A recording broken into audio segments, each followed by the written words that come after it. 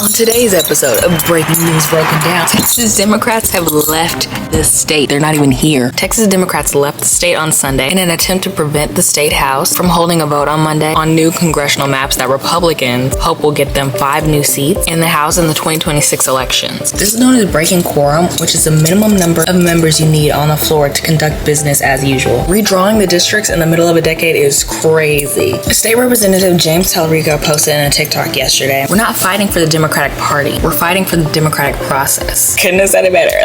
Okay, ain't that? In order to conduct business as usual, you need at least 100 of the 150 member Texas House to conduct business. At least 51 Democratic members are leaving the state right now. And this is not new. Apparently, according to PBS, this move marks the second time in 4 years that Texas Democrats have fled the state to block a vote.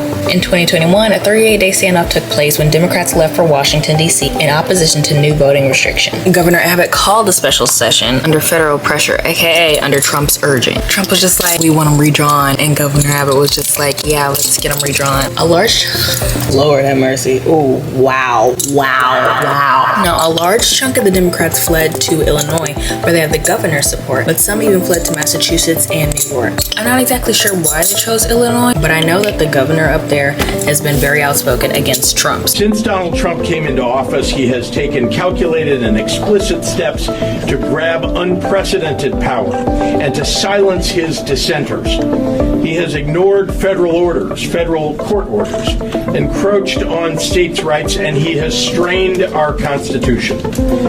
As his cruel agenda reared its ugly head, Trump saw his poll numbers tanking and has begun to see that Republicans will likely lose control of Congress in 2026.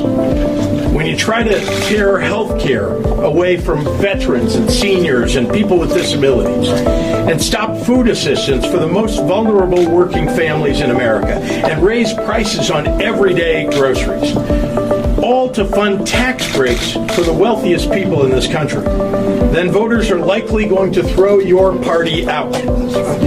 So Trump came up with a new scheme, rig the system by ramming through a corrupt mid-decade redistricting plan that would steal 5 congressional seats, silencing millions of voices, especially Black and Latino voters.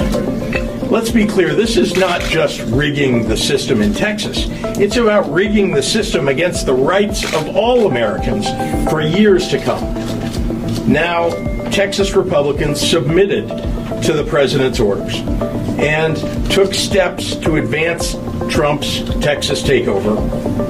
And while Texas Democrats have been trying to work across the aisle to deliver disaster relief after the devastating floods in central Texas, Republicans chose to use the tragedy as political cover to cheat. That brings us to today. Texas Democrats were left no choice but to leave their home state, block a vote from taking place, and protect their constituents. This is a righteous act of courage, and we can all take a page from these leaders' playbook.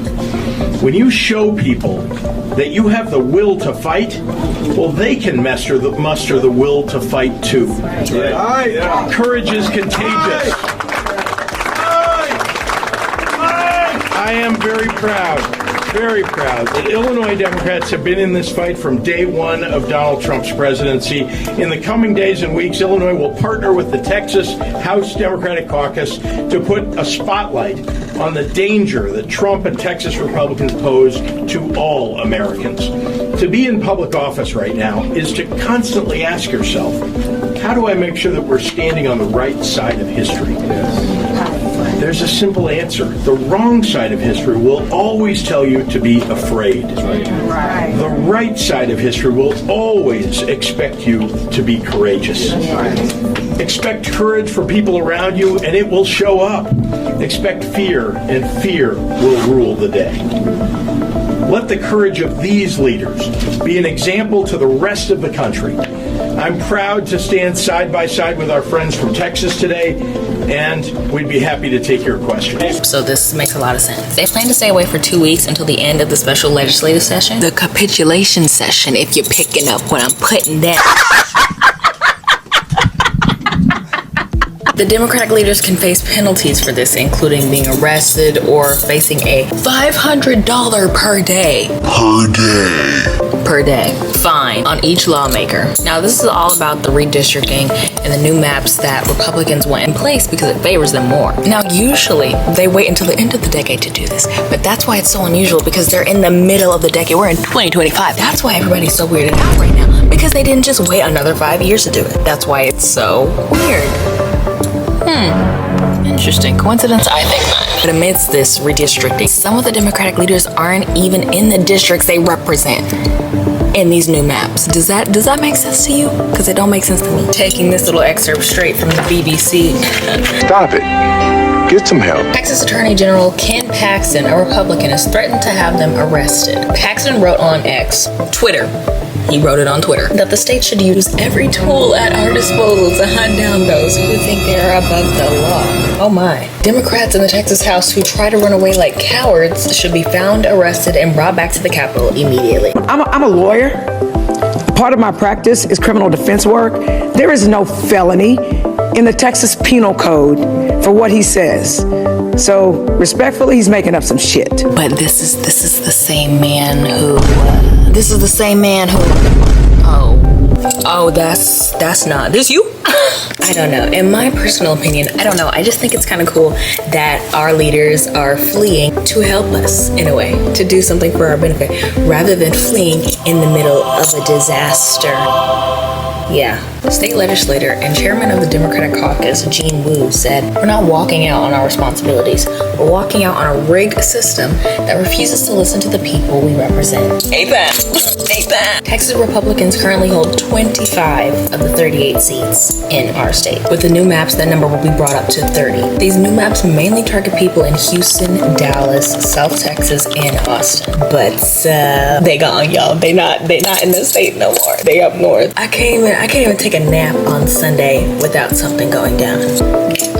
Anyways, I'm Eliana Marie, and that was Breaking News Broken Down. I will be following any new updates on my Instagram and TikTok, so make sure you follow me on all socials so you can stay updated. What are your thoughts? I think it's a hot mess. Let me know your thoughts in the comments. Let me know. Running.